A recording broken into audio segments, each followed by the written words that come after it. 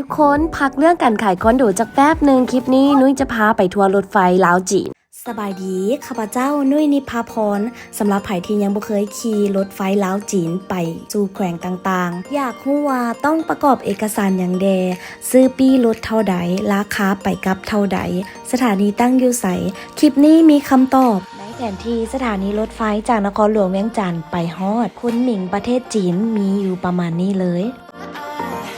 สำหรับเส้นทางไปสถานีรถไฟเจอง่ายๆเลยมาทาง 450 ปี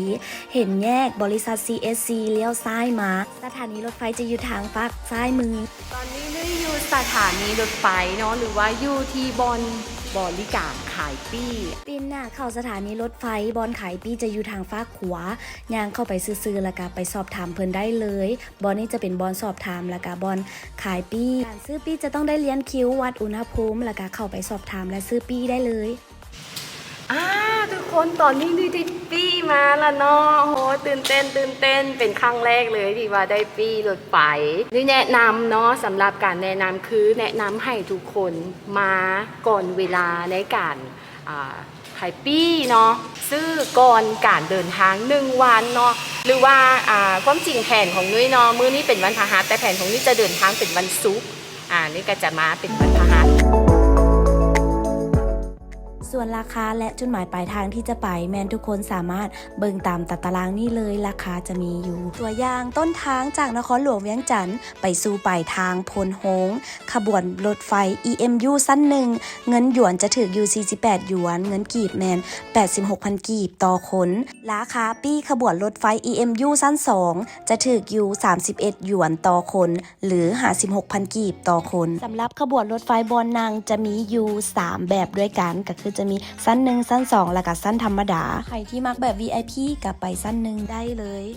ตอนนี้เนาะเมนเฮาอยู่ด้านหน้าของสถานีแล้วตอนนี้นี่กำลังเกี่ยมเดินทางไปหลวงพระบางนะเนาะมาติดตามเบิ่งน้ำกันเลยเนาะว่าการเดินทางของเขาจะมวนสำใด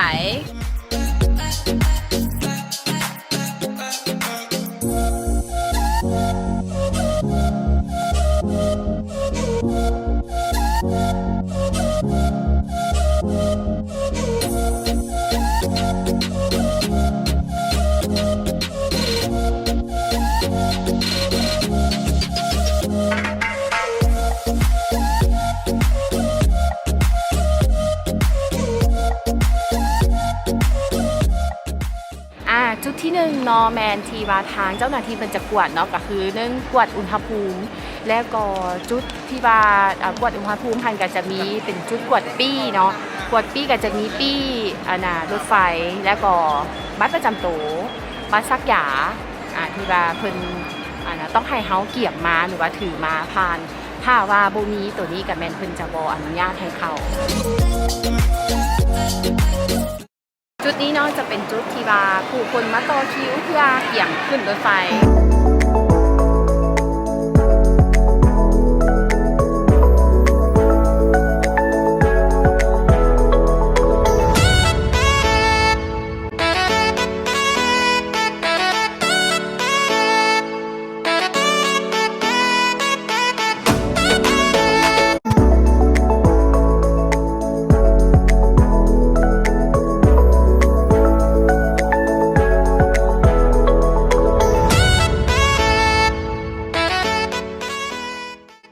ทุกคนตัวของเขาจะเป็นอันนี้01เนาะ01เขาก็จะเบิ่งตามขอบนี่เลย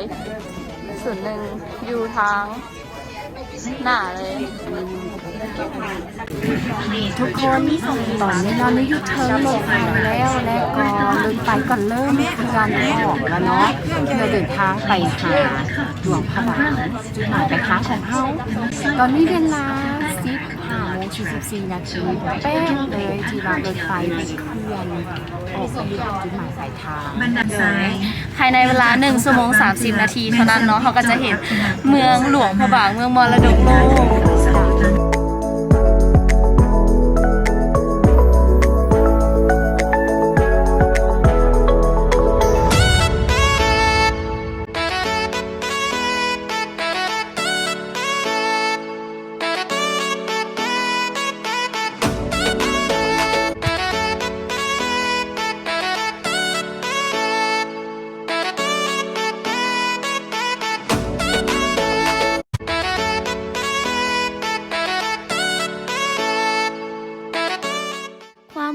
ขณะที่รถไฟกำลังแล่นนั้นรู้สึกสบายแหงบ่กระตุกกระตักบ่เป็นตาย่านเลย ทางนอกก็จะเป็นวิวเนาะเฮาจะเห็นวิวธรรมชาติแล้วก็บ่เสียงดังอยู่ทางในบ่เป็นตาย่านทุกคนจะบอกว่าวิวงามแฮงเนาะแต่ว่าถ่ายนำบ่ทัน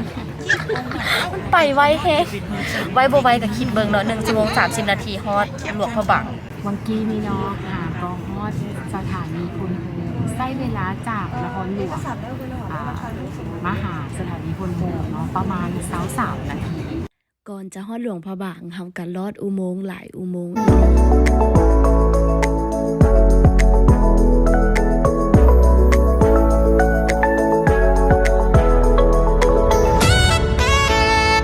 ทุกคนตอนนี้นุ้ยพามา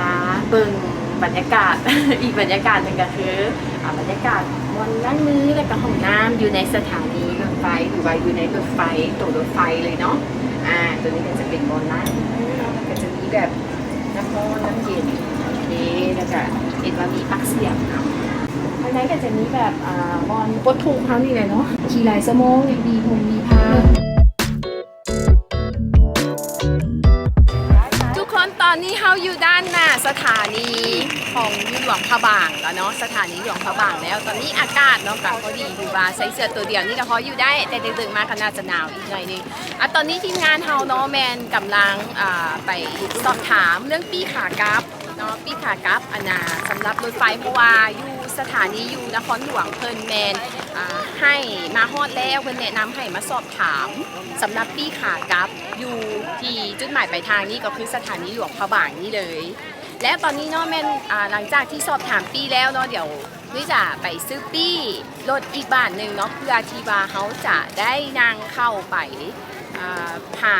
ในเมืองหรือว่าไปหาโรงแรมเขานั่นงามหลายเลยเนาะสำหรับบรรยากาศอยู่สถานีอยู่หลวงพระบางเนาะก็คืออ้อมไปด้วยภูผาป่าไม้อากาศสีเขียวงามหลาย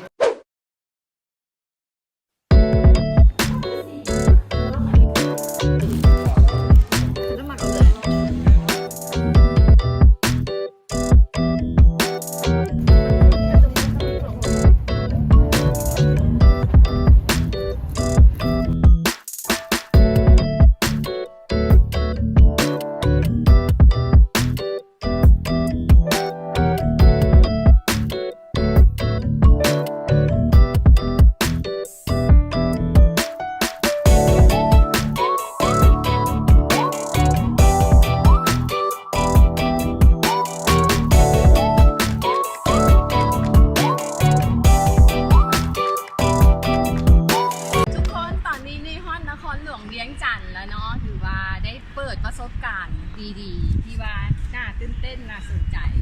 นี่อยากให้ทุกคนได้มาลองน้ำกัดเปิดประสบการณ์น้ำกัดสำหรับปี้ขากราบนอนนี่แนะนำให้ทุกคนมาก่อนเวลาในการซื้อปี้และก็ต่อคิวเพื่อจะได้ปี้รถไฟเนาะแล้วก็สำคัญแมนต้องจองก่อนมื้อหนึ่งเพื่อก่อนการเดินทางและปัจจุบันเนาะคนหนึ่งสามารถซื้อได้5 ปีตอนนี้นี่ก็อยู่สถานีนครหลวงแล้วเนาะสำหรับการติดตามแล้วนี่ก็ต้องขอขอบใจหลายๆทุกคนแล้วก็อย่าลืมกดไลค์กดแชร์ให้นุ้ยเด้อ